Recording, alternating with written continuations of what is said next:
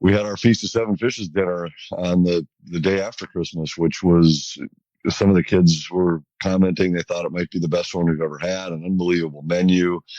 And other than one fish that didn't quite work out, we had a full corvina on the grill, and we had asked for, they're fish. They're not exact weights. It's not like you go and say, hey, I'd like a pound of salami. You say, I'm looking for a fish somewhere around 8 pounds. And the fish they gave us was this corvina, but it turned out to be 15 pounds. And so the grill timing didn't quite work with it. And by the time it got off the grill, the other 6 had been enjoyed already. And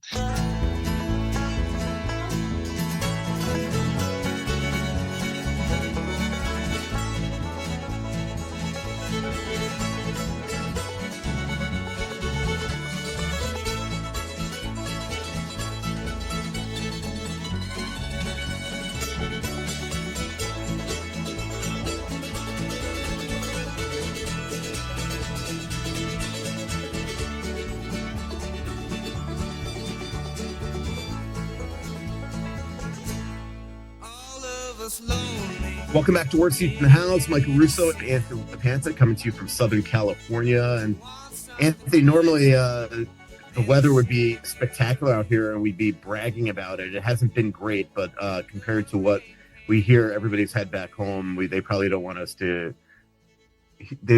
to hear us whine about 60 degrees and drizzly. Yeah, that's true. I think they'd take that in a second. They would, for sure, from what I've heard. And we got out just in time because it was so mild around the holiday season. And then it was right after we left. Apparently, got dumped with some wet snow. But yeah, I don't ever remember being out here at a time where it was this rainy for this long. And we had one good day, New Year's Day. The sun came out and it was beautiful. And hopefully we steal one more here before we leave Southern California for Seattle on this marathon trip. Yeah, which we know is always rainy. January 13th is our next live show. That's 7 p.m. at Splitrocks. January 26th at Elsie's. That is also at 7 p.m. Again, the 13th at Splitrocks, 26th at Elsie's.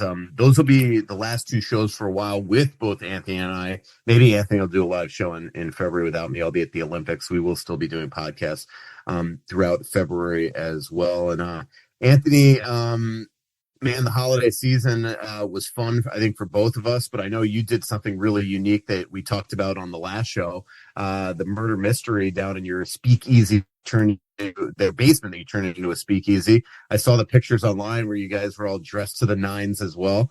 Tell everybody about it. Yeah, it was fun. It's hard to believe we haven't had a show since the holiday season now.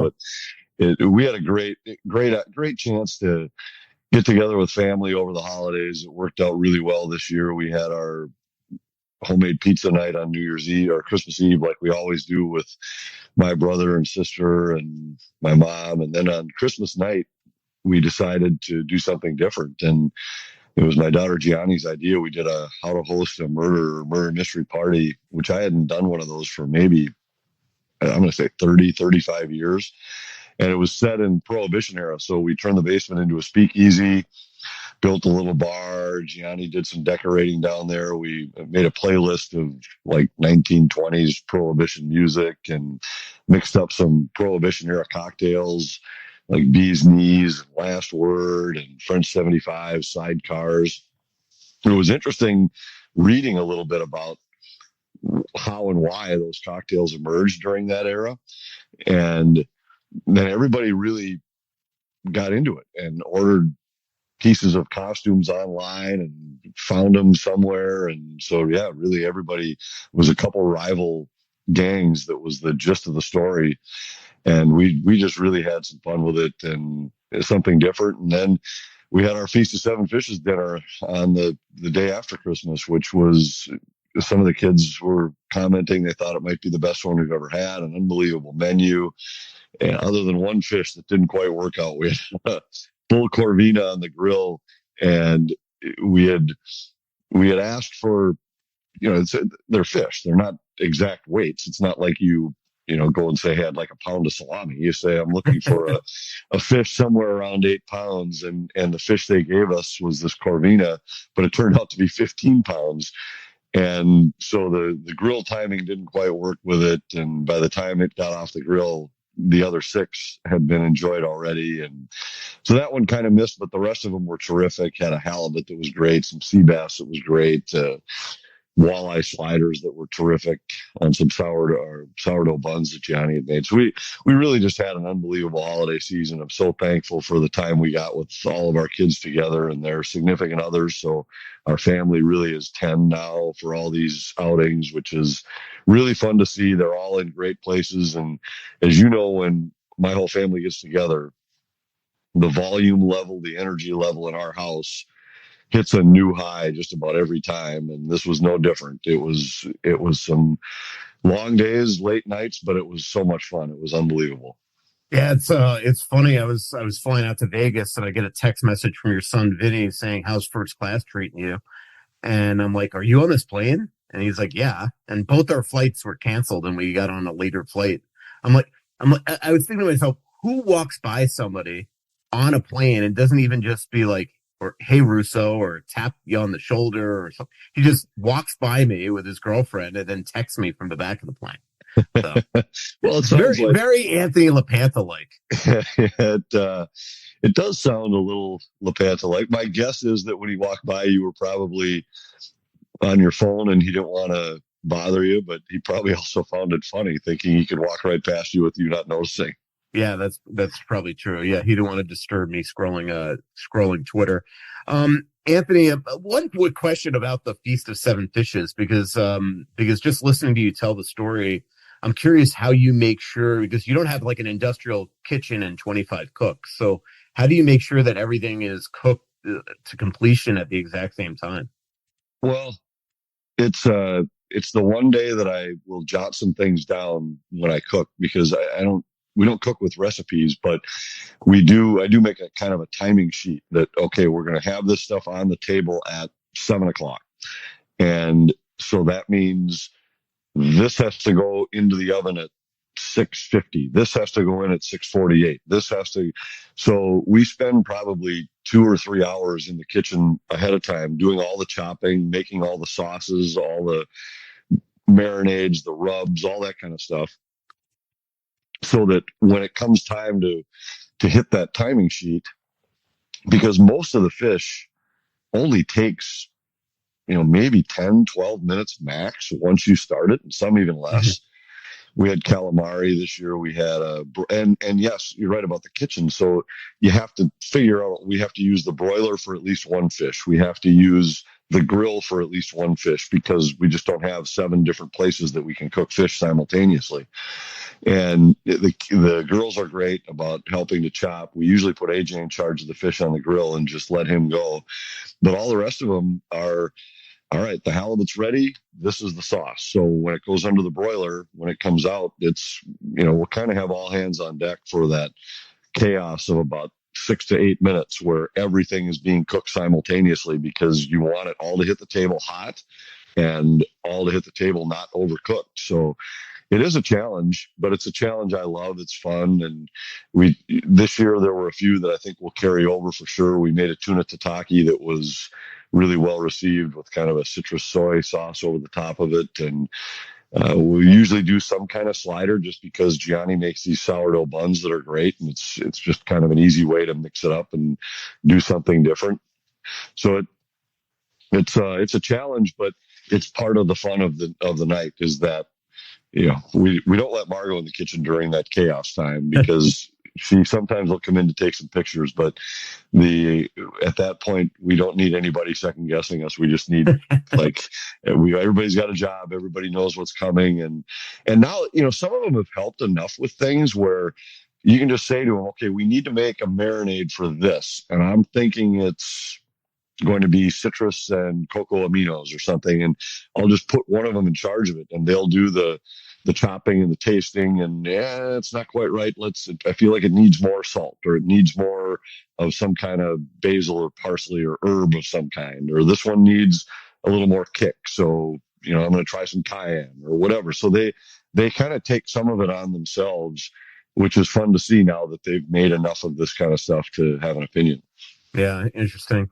Let's talk about the Wild, Anthony. They are 22-4-5 since November 1, and still somehow, with that incredible record, have lost a couple points on the Avs in the standings because the Avs rallied back from 2-goal down in Carolina yesterday at a regulation win. They are 10-1-3 in their last 17 games, 8-1-3 since the Quinn Hughes trade, 7-1-3 with Quinn in the lineup. And the funny thing about this trip is it almost feels like a flashback to 2014, Anthony, the game 7, where the Tarasenko goal in San Jose really reminded me of the Nino goal. And then last night, the Wild here in Los Angeles, game 1 of a 2-game series where the rubber match will be on the Monday night. The Wild rallied back from a goal deficit 4 different times. The only thing they didn't do, like 2014, was win in overtime. They wound up losing in the shootout. It's the 3rd shootout loss of the season, 2nd in the last 3 games. So kind of, toss away 3 points in the standings there. But they continue to find ways to get points. And, when you have a 7-game road trip and you start off with points on the first 5 games, it's not too shabby, even though, you want to win every one. Yeah, that's for sure true. And I think if you had said, hey, 5 games into the trip, you're going to have 8 out of 10 points, anybody would take it. Which is where the Wild are right now. And I thought the game, we talked about that comparison to game 7 during the broadcast last night, that's the only other time I can ever remember the Wild erasing 4 deficits in a game. And the coincidence that, Kemper was a part of that game for a while. Oh, yeah. And it was, that night it was Spurgeon that came through with the game tying goal. I thought it just felt like one of those games where it was going to be one of the defensemen that made a play. It turned out to be Boldy, but it was, I think, although Faber kind of made the play. He did. It was very similar, actually. Yeah. And I think that's what we talked about on the show, on the broadcast, was that goal was really similar to the Spurgeon goal.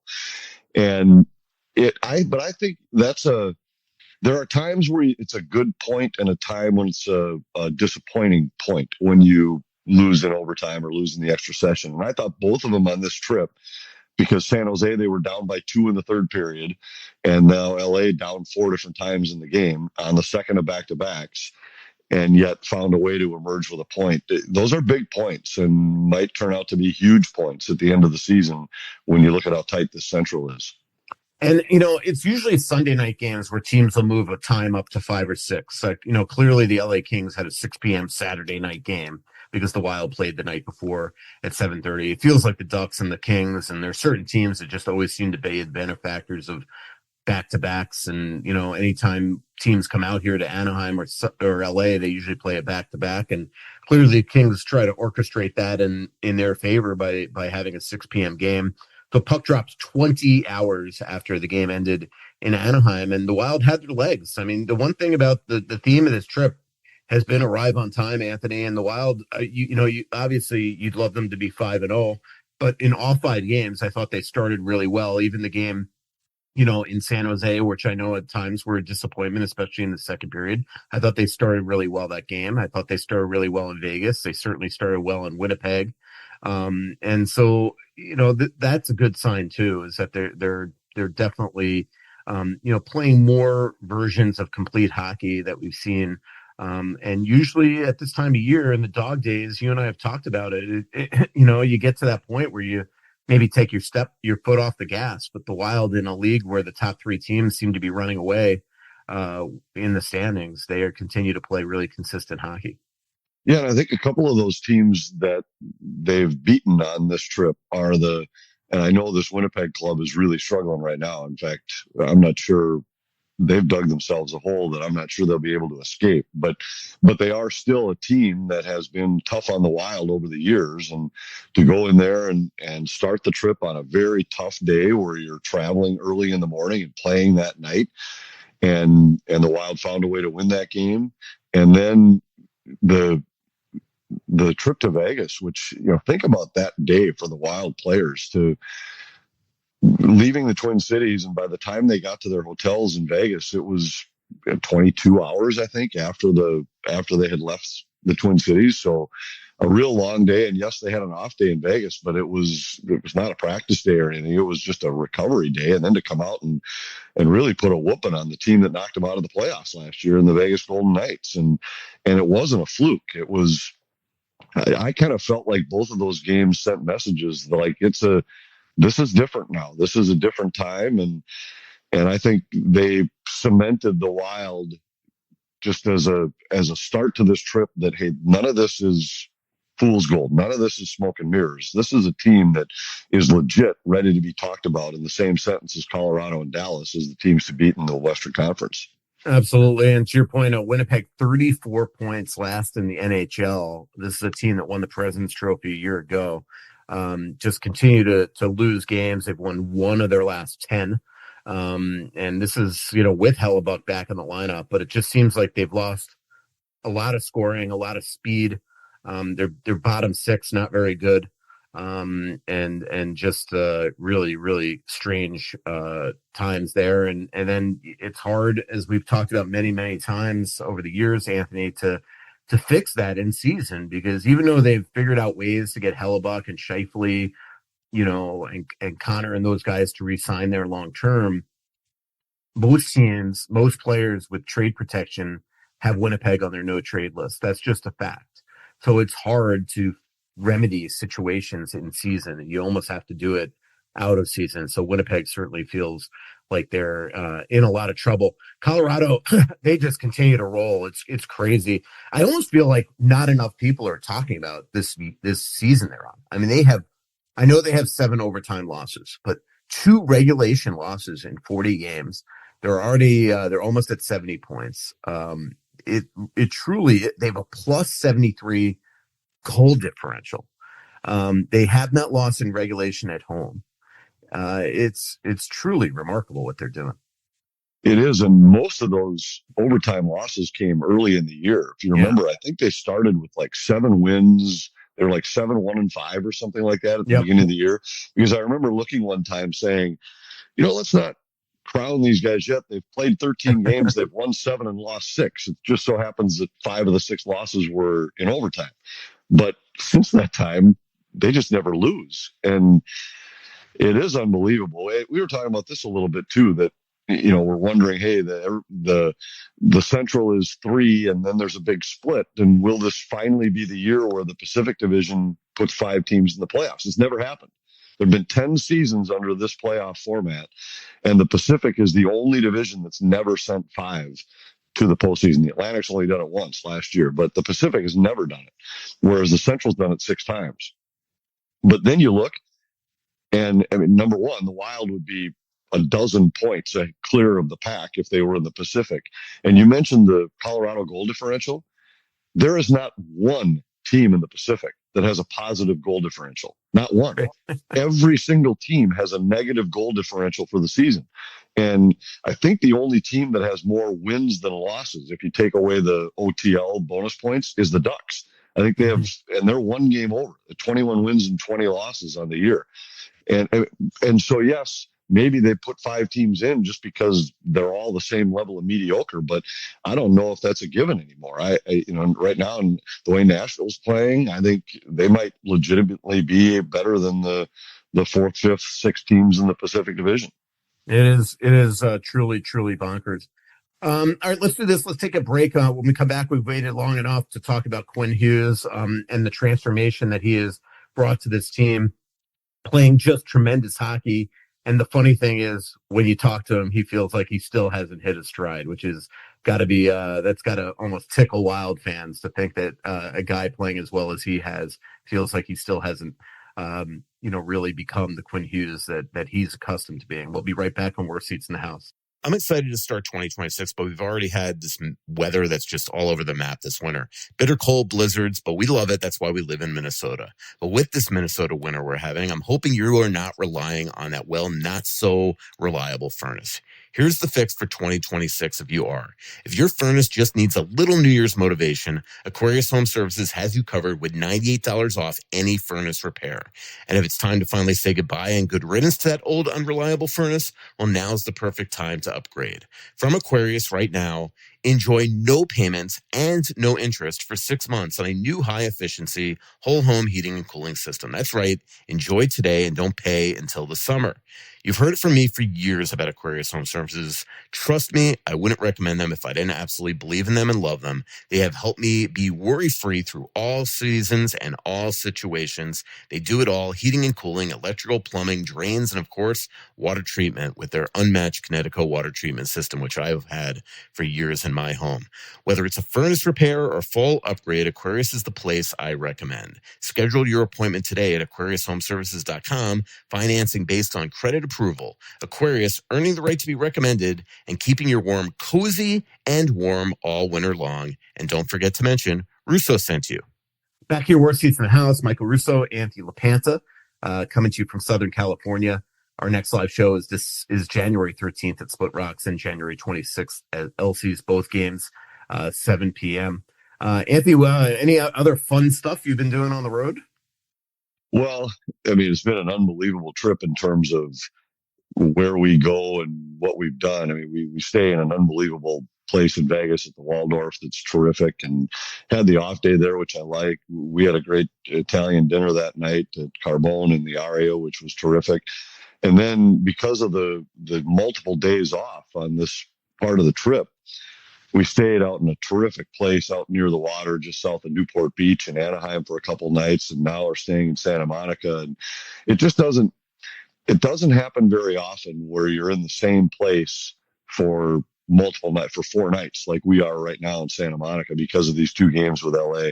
I love the Santa Monica area, and when we've stayed in LA the last few years, I've just Ubered out here and just picked a street corner and been dropped off and just kind of wandered the area and found some great spots. I went and visited a couple of them last night after the game, a couple little spots that I love for an after dinner cocktail, and met a guy there that was a big hockey fan from the East Coast that now lives out here, but he was actually a Flyers fan, we chatted hockey at the bar, and he gave me a great Italian spot to try tonight. I checked it out online. Looks cool. So we're going to go give that a shot tonight. So it's been a terrific trip so far. And for as long as it is, anytime you get to break it up with some of this kind of stuff, it's been great. We've seen Quinn Hughes, since he's been here, set a franchise record for most assists by a defenseman. Gets 4 assists the other night.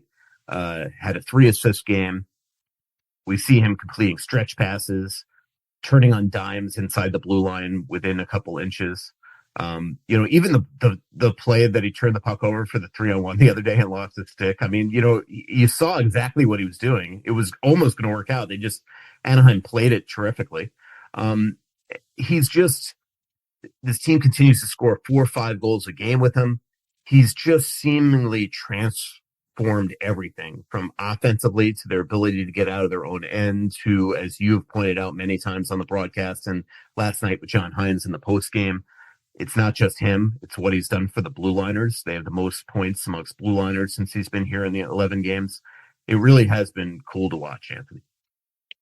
Yeah, and I asked John about it in the postgame last night. We had talked about it a couple of days ago, too, that they lead the NHL in defensive points since he's been here. They were 29th before he arrived. And yes, he's a part of it, but the other defensemen have also been able to elevate their games. And I think he's no small part of that. Brock Faber now is playing with him, which is makes Brock a more dynamic offensive player. It allows Brodin and Spurgeon to play together, and neither of them are guys that are going to rival for the defensive scoring leaders, but they both have offensive skills in their game. And now when they're playing together, it's allowed them to bring more from their game. And Jake Middleton even got in the act the other night. So it's been significant. And I don't think it's a small part of the depth scoring that the Wild have suddenly gotten either. That, they for so long were riding Kaprizov and Boldy.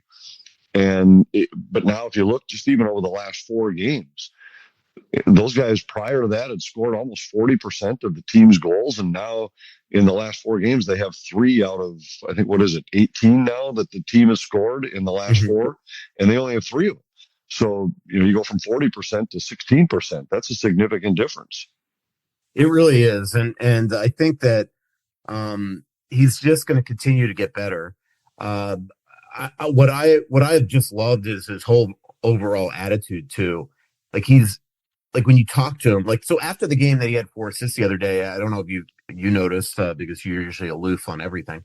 That I wasn't in the post game with John Hines. It was because I was sitting down with Quinn for 10 or so minutes just for a bunch of stories that I have coming up, and he's so humble about how that game against Anaheim, he finally just, and maybe with a little advice from his mom to start taking shots, he decided that he was being a little too passive, that he was just trying to fit in and not upset the apple cart because he came to a team in his mind that's the second or third or fourth best team in the league, and he just wanted to fit in. And then at some point, you just got to realize, you know what, I'm Quinn Hughes. They got me for a reason. They gave up a ton, and I'm going to start to perform like that. And you could see it that whole night, Anthony. And the other thing about him, and I don't know if either of us have seen a defenseman like him in the NHL that always wants to have the puck on his stick. Mike Kelly, who does some work for you guys on FanDuel, has put out stats before that he by far in the league, even including forwards, has the puck on his stick more than anybody in the NHL for years and years and years. And you see why. He controls the pace of play in games. He decides how fast they're going to go, how they're getting out of their own zone. It's really interesting to watch. In a lot of ways, he's like a quarterback. Yeah, when we had talked to Mike Kelly, this is before the Wild had acquired him. And we were talking, in fact, we got on the subject because we were talking about some turnover statistics. And I had made my pitch to him that I've made to league stats guys, and we've talked about it on the show, that I wish they just kept a stat of turnover. That differentiating between a giveaway or a takeaway to me is silly. You had the puck, now the other team does. That's a turnover. I agree. And the NBA does it that way. You turn it over. Some of them are steals, some of them are not, but they're all turnovers. Yep. And I wish the NHL counted them that way. And so when I had talked to him about it, he said they tracked the number of times a player touches the puck, and they had some equivalent. It was close to what I was talking about, but he had thrown out some stats, and it was the number of puck touches in a game.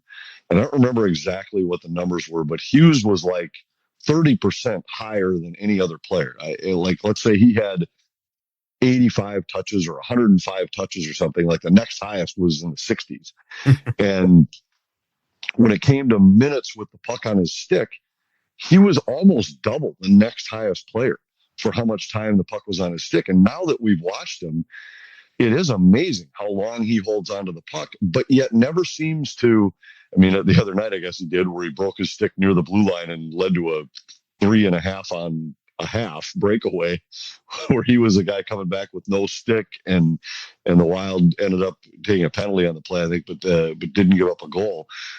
But other than that, I don't remember a time where he'll spin away from somebody, and just when you think, this is about to be a turnover just inside the offensive blue line, he somehow hangs onto the puck long enough to just get it safely down into the corner or onto a teammate's stick.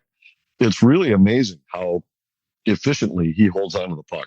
It really is. And he could turn on a dime. And, I was talking to him a little bit, and I was talking about a lot of stuff. So I won't give away a lot of the stories that I'm going to be working on. But obviously the Wild played the Hughes brothers on January 12th too, which there's something really cool about that day and the Hughes family that I'll explain in the story.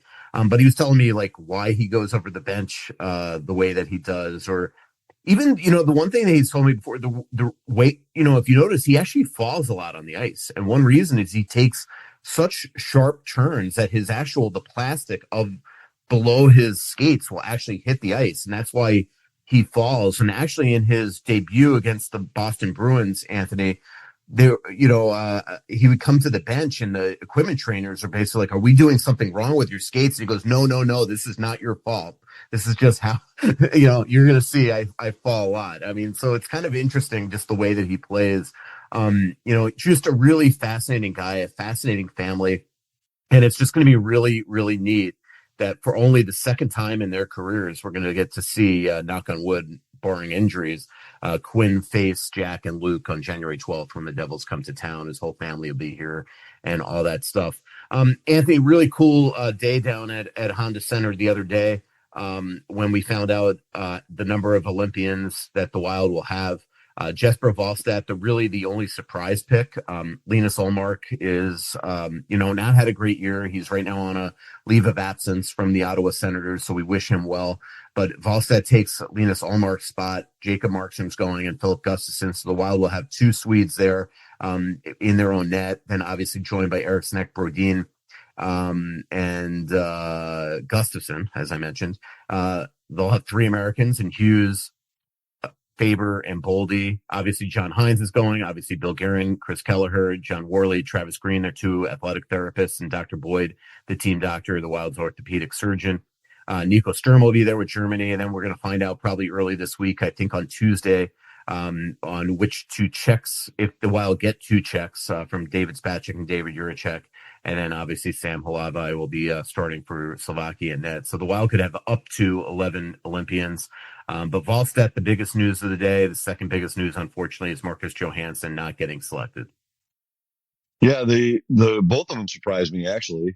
Wallstedt, I mean, we had talked about it. We both thought his play had warranted that he was one of the best three Swedish goaltenders, but I just thought probably this point in his career, they were looking, saying his time will come and it's not now. Let's go with the vets. And instead they went with Wallstedt.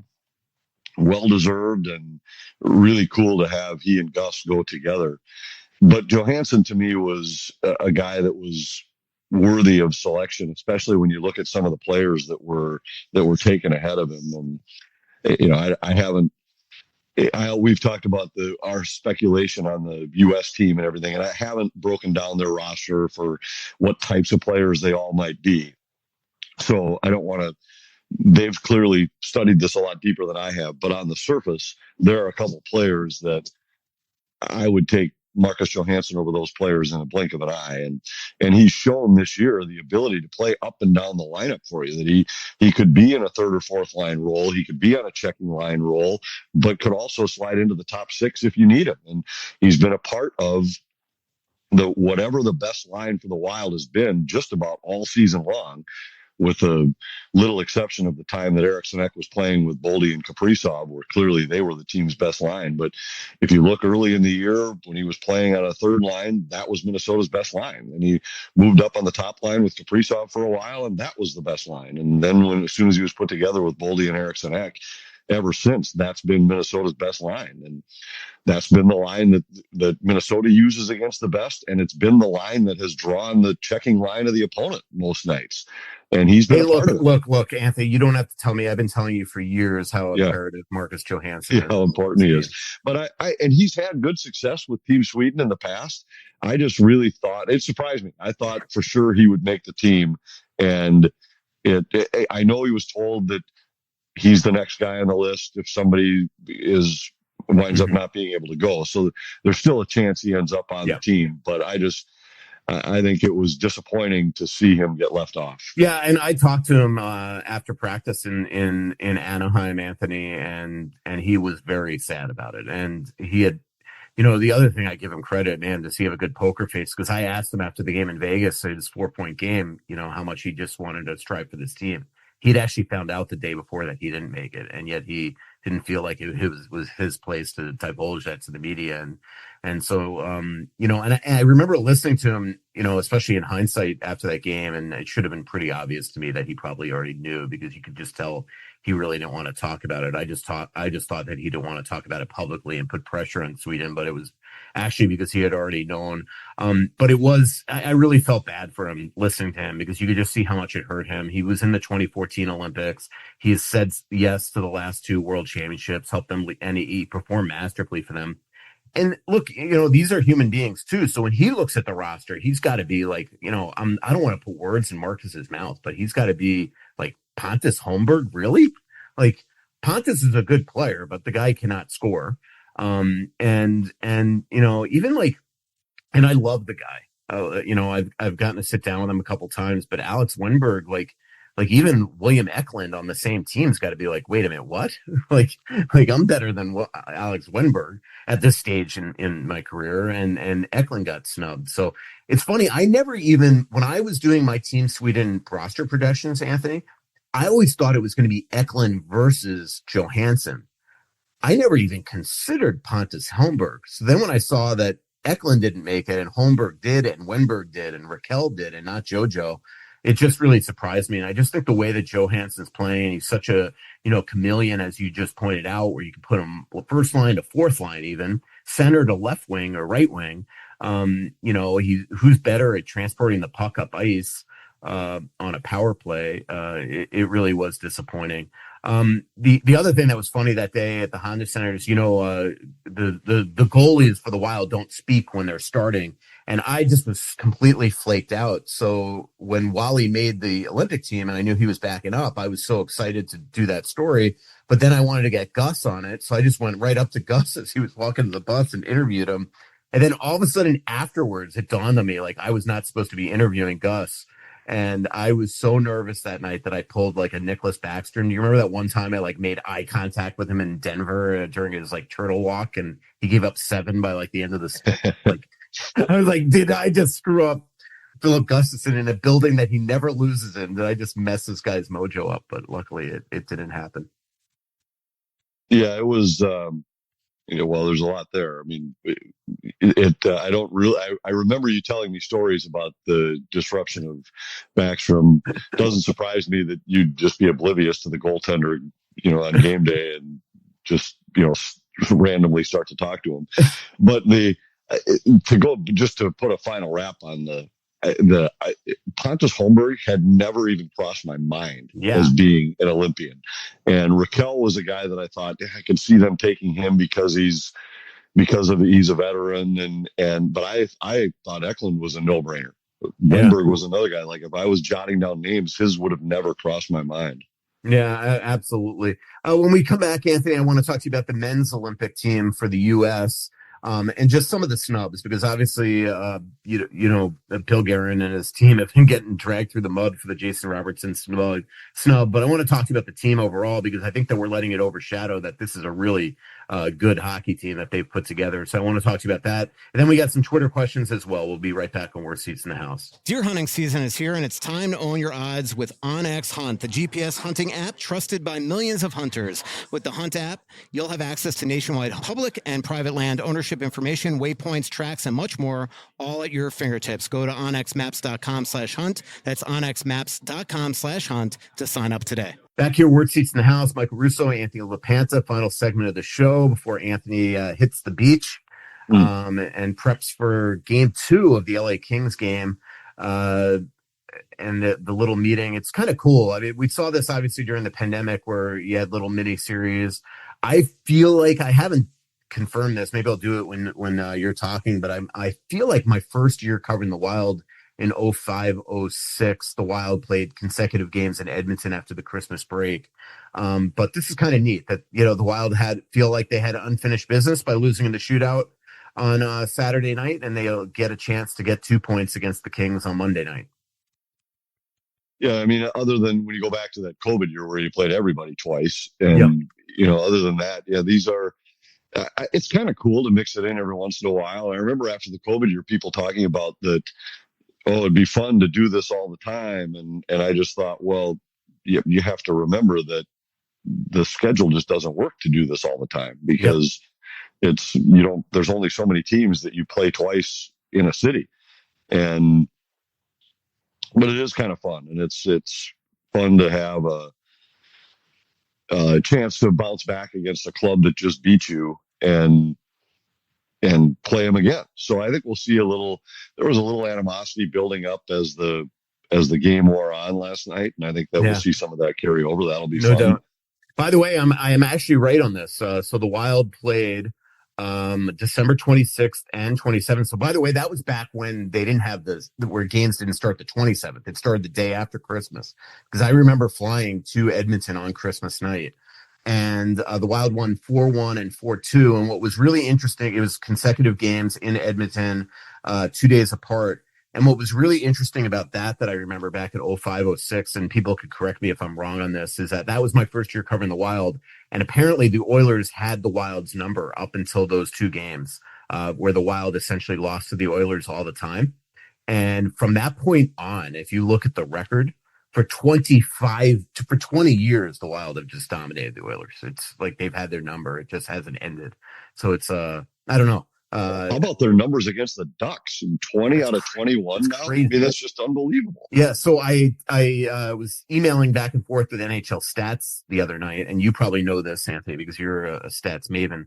But the last team that did this, that won 20 of 21 games, was the Boston Bruins against the Phoenix Coyotes from 2011 to 2013-14, I believe.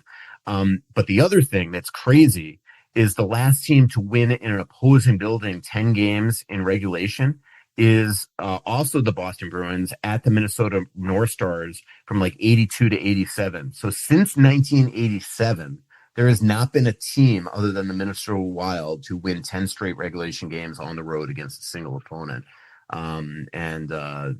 So, I mean, it's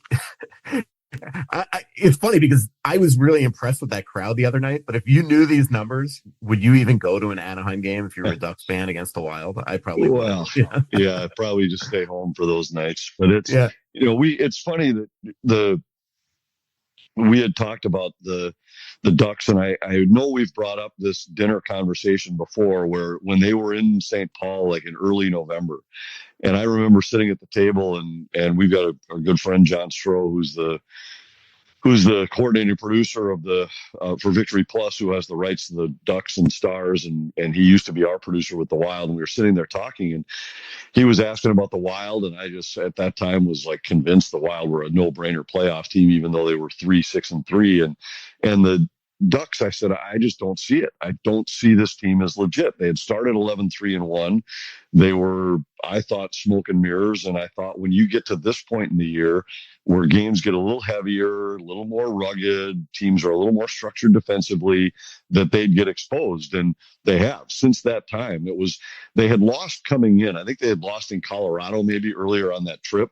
But they're from their 11-3-1 start to now, they're like the 29th best team in the NHL. And it's just a team that's not there yet. They've got some young stars, but they're not there yet. They don't have the defensive core. They don't have the goaltending.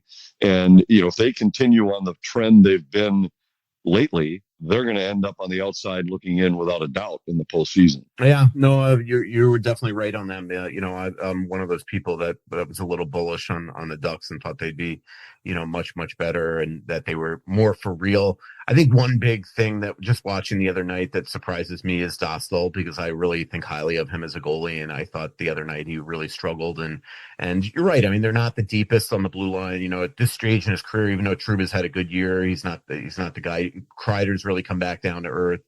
And some of their young kids, just need to continue to build and get experience. San Jose, though, Anthony, is a team that they have a lot of really good young players. I mean, that 96 or 92? Igor, what is it, Sharinov? How do you pronounce that? Sharinov. Yeah, sure. Yeah, Chernichov, and obviously Celebrini and Will Smith was hurt that night, but they're really good. Let's talk about the Olympic team real quick, Anthony, and then we'll take some Twitter questions. So the Americans. By the way, my editor pointed out to me the other day that, just so you know, in most your USA stories, because I am our USA writer at The Athletic, at some point in every story you call the Americans the Wild. So you might want to just try to get out of that habit when you're in Milan. So anyway, luckily it's been caught, but at some point, if you're reading one of my United States stories, you might see me refer to the Americans as the Wild. Anyway, so I obviously made up my own lines, but right now I have Brady Tkachuk with Jack Eichel and Matthew Tkachuk. I have Jake Gensel with Austin Matthews and Matt Boldy. I have Kyle Connor with Jack Hughes and Tage Thompson. I have JT Miller with Dylan Larkin and Brock Nelson, but I'm actually more thinking that Clayton Keller is going to get a lot of playing time. And then you have Trocheck there. You got Hughes and McAvoy, Jacob Slavin and Favor, Werenski and Jones, Sanderson and Hanifin, and then the goalies being Hellebuck, Ottinger, and Swayman. The three newbies are Seth Jones, and then obviously up front, Tage Thompson and Clayton Keller. You could also include on the back end Quinn Hughes because he was out. A lot of people, as often that happens with Olympic teams, because great players going to be left off, are really talking mostly about Jason Robertson and Cole Caulfield and Adam Fox being snubbed, and along with others like Alex Tuck and Matty Nyes and players like that. Let's talk about that in a second.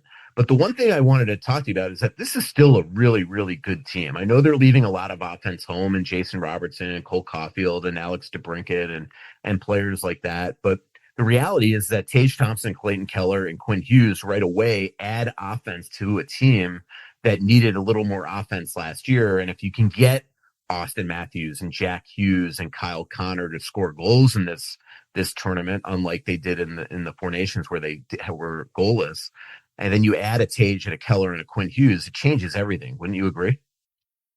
Well, yes, for sure. And I have always, as I just said earlier about Team Sweden, I never really sat down to break down, okay, who's going to be in this role on this team? Who's going to be this guy? Who's going to be the penalty killer? That kind of thing. I'm just looking at the players that, to me, and Billy made it clear, look, we're not picking an all-star team. We're picking a team. And there is a difference. There's no question about it. And to me, Jason Robertson is the one guy that I would have included on this team. I think his game's been better. But I do think we've seen the impact Quinn Hughes can have on creating scoring from other guys. And you do have to remember that he wasn't there in the last tournament. So I think that alone, and Billy made that point when he traded for him. Remember when we had him on, I asked him about the fact that for a long time, the talk has been, and the target has been that got to find a scoring winger. And he said, we think Quinn Hughes can create more scoring for our existing wingers from the blue line. And he's proven that to be true. 100%. So let's just, obviously I think Billy had to make the decision on Adam Fox. I think they wanted Noah Hannafin there and they wanted Seth Jones there. I clearly think that Mike Sullivan and Chris Drury went to bat for him. But conversely, I think that Mike Sullivan really went back for what he calls went to bat for what he calls, quote, glue guys in Trocheck and Miller. Both of them haven't had greatest years, although Trocheck, when healthy, has produced. Miller has not had a great year. And there have been plenty of, videos out there that really have, isolated him and from a work ethic standpoint or defensive standpoint. But I think Mike Sullivan wanted them and he got his way, and that probably cost Jason Robertson. I don't think a lot of people were beating their drum for Jason. You and I have talked about this often. I know that, and I'm just giving the perspective from I know what your retort's going to be, but I'll say it first, and then you could say exactly what you think. From a scout's perspective, sometimes there's just something about Jason that just doesn't wow you. You go to a game and you don't see him skating overly well. He might not have the greatest shot. He might not go into the corners and battle the way that you would think. There's guys that, but then at the end of the night, he has 2 goals. There are guys like, I remember covering Ray Shepard in Florida, and there was just this perception of him that if he wasn't scoring, he wasn't doing anything. And I just think when it came down to it with Jason Robertson, I think they felt like in the role that they envisioned him on the team, they just had players ahead of him. The Kachuk brothers, Gensel, Boldy, Connor. And I know where some fans, and I think they're right in questioning this, is that Connor was, quote, not good enough to play in the championship game. He was scratched. Trocheck, as good as he is and being a quote unquote glue guy, played 8-9 minutes in the championship game. And yet you're leaving Jason Robertson off. So I think that's where people are really upset about this, especially. Plus the fact up until, Boldy's goal the other day, he was leading All-Americans in scoring. So what's your impression on the fact that he doesn't wow you? Because I think that is what scouts see, but you actually feel that's different this year. Well, I do think it's different this year. And I've shared your opinion of him earlier in his career. And I remember there was always that comparison with him and Kirill Kaprizov because they were 1-2 in the Rookie of the Year balloting when they were rookies. And I just looked at him and said, there's no comparison. Kaprizov drives a game. Robertson looks like a supplemental player to me. That is a guy that needs to play with Rope Hintz on his line to drive the line, and Robertson is just a contributor. But I always viewed him the same way you did, and then all of a sudden at the end of the night, you'd look and he's got 3 points again. And he had back-to-back 40-goal seasons and a 109-point season one year where he also had 63 assists. And it can't always just be that you're benefiting from who you're playing with. But this year, I've seen a difference in his game where he seems like he's creating more. And the guy's on pace for 48 goals and 48 assists at the halfway point of the season. And if you look at to compare him to Connor, I mean, let's say I'd view those two guys as kind of guys that would play a similar role, I would think. And, Connor has done it for longer because he's a few years older, but Robertson has probably produced more than Connor per year over his 4 years than what Connor has done over 8. Mm-hmm. I can see why you just look at it and say, well, Connor's done it longer. He was here before. Let's go that route. And it's hard to argue. I mean, Connor's been one of the best American-born goal scorers throughout most of his career. And that's why I always say I'm quick to backpedal off of this, because I haven't sat down to look at when we line up against Team Canada, who's going to check, who's going to play against this line. And, that's where you probably have roles for guys like a Trocheck or like a JT Miller, and you have to build your team that way, not just, who are the best players. Especially the level that guys like McKinnon and McDavid and McCarr and Crosby are playing at this year, is that you're probably, no matter how good the Americans are, you're probably not going to be able to go end to end for them and have it end well. So you need to check, you need to slow them down. So we'll see if that happens. It is funny because Stars fans, especially, and they have every right to be upset. If Jim Nill was, and look, I know Jim's Canadian, but if Jim Nill was managing the U.S. team and didn't take Boldy or Favor, Wild fans would be screaming bloody murder, also saying he's biased. What I actually find funny about this, and a little hypocritical, if Stars fans think about this logically, is that if Billy was so biased and actually was just thinking about like his hatred of the Stars or his love of the Minnesota Wild, I think you put Jason Robertson on the team any day of the week, because you're going to probably have to face them in the first round. And you don't want this guy, 1, rested and 2, extra motivated to light him up for 10 goals in the first round series. And yet Billy still didn't think like that. He did it his job and thought about this the way that they were logically, and decided that I'm still not putting Jason Robertson on the team, and it might wind up haunting him in the end. But it is kind of funny that they might have to play this team in the first round, and they are going to have a motivated Jason Robertson to contend with if he's not an injury replacement for somebody. Yeah. And, there's a lot of guys that we've joked over the years that, when they faced Buffalo and Tage Thompson, when they faced Utah and Clayton Keller over the last couple of years, guys who weren't picked before. But it's really a strange dynamic when you think about it, to have a guy that's an existing NHL general manager be in this role, because there are so many decisions that you could see how somebody in another market would say, wait a second. I mean, this guy now is talking to a potential free agent, and that's going to be a free agent next summer. And now this is a guy, he's got to make a call on whether or not he's going to pick him for the Olympic team.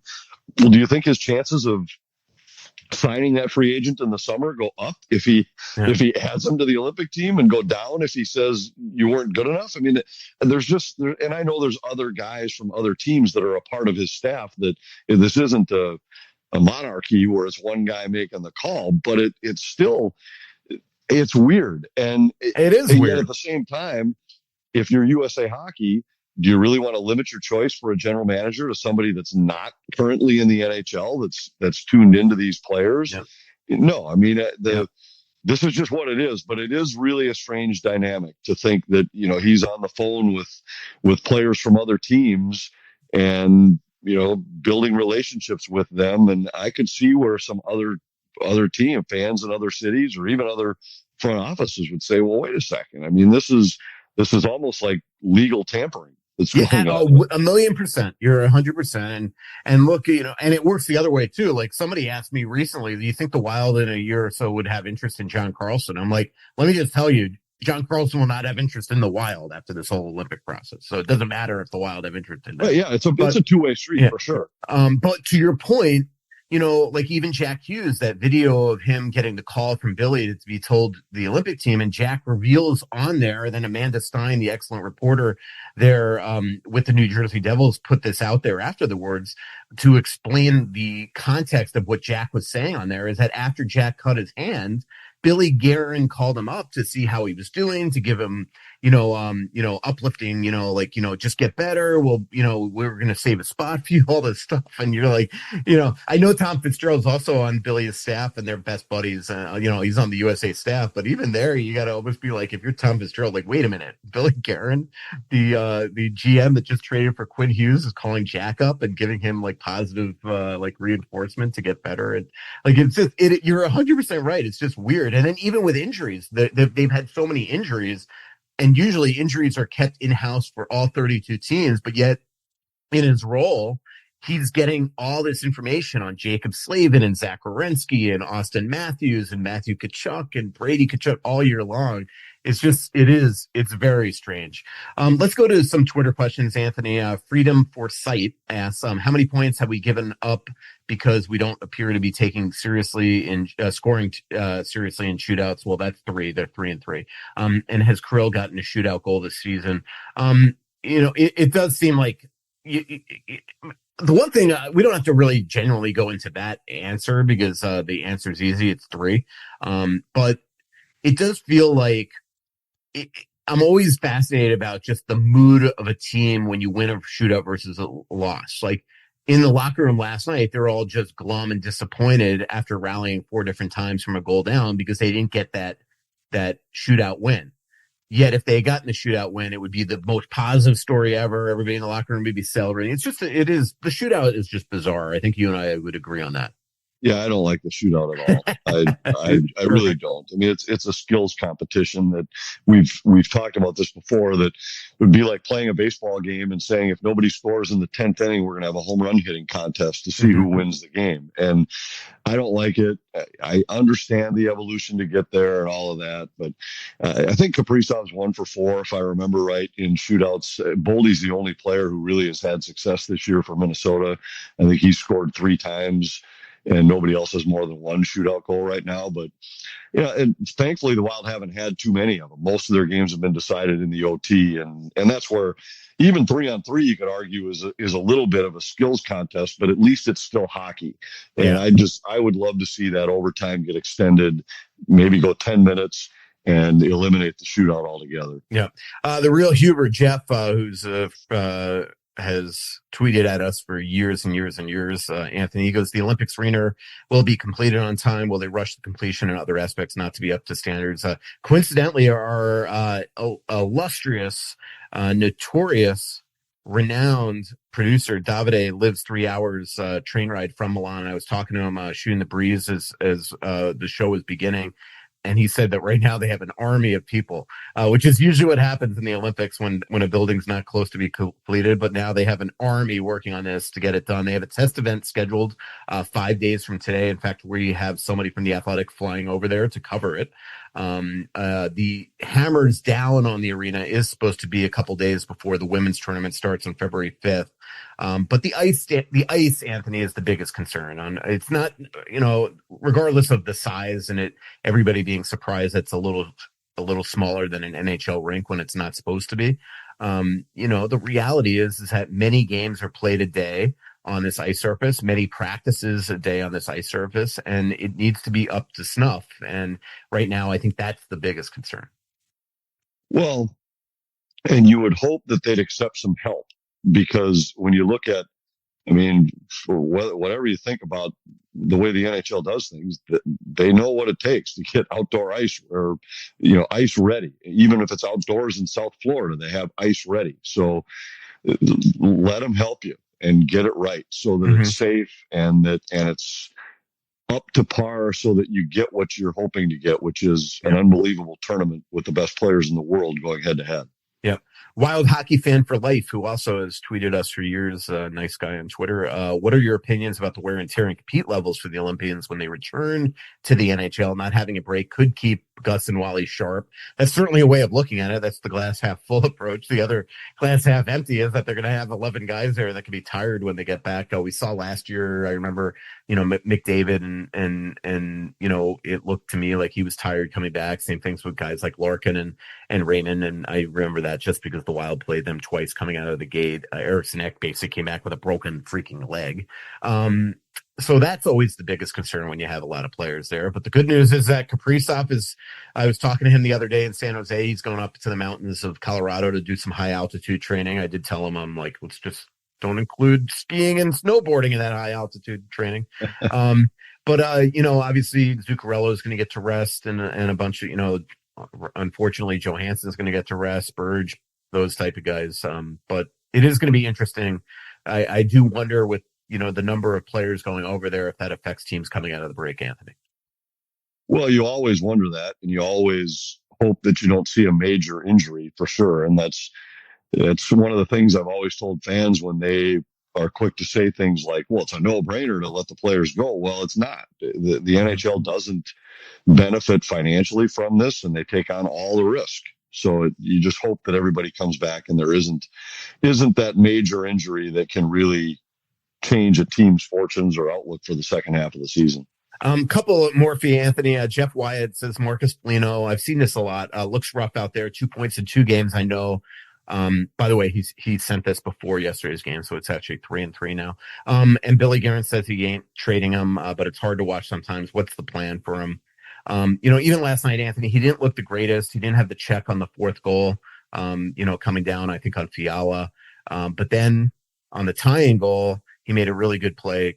Pulling up inside the blue line, curling, waiting for Faber to come off the bench and setting up the tying goal. So, but what's your sense on him? Because, he definitely hasn't, like, before he got hurt, he looked like Marcus Foligno of old. And when I talked to John Hines, I sat down with him in Vegas the other day for a Q&A that hopefully everybody read in The Athletic. In his mind, one big reason why this turnaround happened this year is because Marcus dragged this team into playing with the proper identity. And then unfortunately he sprains his knee, loses some time. It's probably affected him a bit. What do you think of him? Yeah, I think all that's true. And I think it's a guy who's adjusting to a different role on the team where it's harder to be a leader and an impact player when you're playing fewer minutes. And I do think that he was a big part of changing and it was probably him being able to walk in and say, look, I don't care if I'm scoring or not. There's a right way to play this game, and we can all bring that.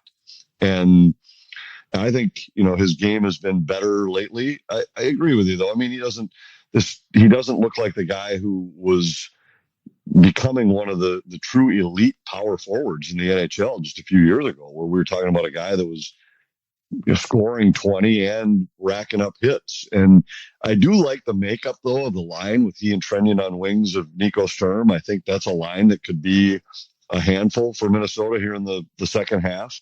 And, we're probably seeing a guy that's still working his way back to being exactly what he's always been. A couple more for you. Hockey Joe 123 says if the Ducks continue to slide as Granlund a player, Billy G goes after her. I just don't see that happening. Homer, Minneapolis, Anthony, I like this question. Panther, you mentioned you were in the stands for the national game, the national broadcast. When the Wild scored, did you have an inclination to shout out a shot he shoots, he scores from your arena seat? It's funny because I always joke, it's a really funny joke, Anthony. It hasn't gotten old in 30 years covering hockey, that when the play-by-play guy is off for a game, I always say, oh, how come you're still wearing your makeup? But I can't ever make that joke with you because you don't wear makeup on the air. But do you sit in the stands, and do you find yourself actually when you're sitting in the stands or watching a game from home kind of doing the play-by-play in your head, or are you able to actually sit there and enjoy the game? Well, a little bit of both. I mean, it's weird to watch a game in person like that, because so many games, I mean, there's always a voice, whether it's mine where I'm doing the game or I'm watching the game on TV where there's a play-by-play voice. So I just don't sit very often and watch a game, and almost never in the crowd. I mean, when I do, occasionally it'll be in the press box at home or something. But when you sit out in the crowd, all of a sudden the sounds are just different. It's really a weird feeling because I don't have any voice in my head. I don't have the volume in the headsets. I don't have the play-by-play of another guy on TV. But every once in a while, if you're not visiting with the people next to you, I do wind up, just kind of subconsciously in your head, here comes Boldy down the wing and Eriksson X driving the net. And it's the way you watch games. So a little bit of that. I don't feel I'm not on the verge of jumping out of my seat yelling he scores or anything, but there are times where kind of in your mind, the little call of what you'd be calling if you were calling the game does pop up. Yeah. Final couple questions.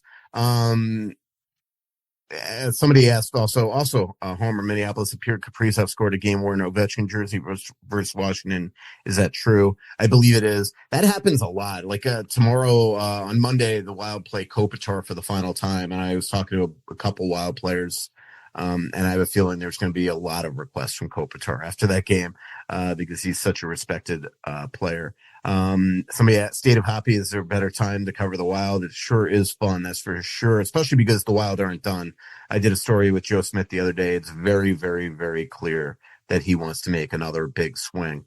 Somebody asked about Mark Scheifele, would he waive to go in division? I can't see them trading in division, but I do think that they want to definitely, make a huge move. Lucas Lawrence says, you're still living in the hotel. No, he has found his new place. Last question, Anthony. I thought this was funny. Are the FanDuelers sick this trip? Well, not all of us, but it has, there have been some challenges. We had some fun with Kevin. It was the San Jose game where all of a sudden his voice was gone. He sounded a little bit like Kermit the Frog, tossing it back up to us, and we had a little fun with him. He made a recovery, and then Audra Martin went down, and she tried to make a comeback. So she missed the Anaheim game. She tried to make a comeback last night, did the pregame show, and then I think it was in the first intermission, the voice was gone again. And hopefully she'll be back and ready for the Monday night game. But yeah, they've been dropping like flies on the trip so far. We'll see. Hopefully it stays away from Al Stalock and I, and we're able to finish out the trip. Just a couple games left now. That's funny. All right. Awesome show, Anthony. Thanks for doing this. Maybe I'll see you later today in your neck of the woods in Santa Monica. You're the posh one of the two of us. Some of us are staying at lowly airport hotels. Exactly. January 13th is our next live show at Splitrocks. January 26th is our next live show at Elsie's. There's a chance Anthony does at least one live show in February, maybe with Gorgie or something like that, and we'll do a couple while I'm in Milan for the Olympics as well. Thanks to our incredible sponsors, Aquarius Home Services, your local authorized dealer for Connecticut water treatment systems, Onyx Maps, and Onyx Hunt. Talk to you next week, everybody. So much coming, there's nothing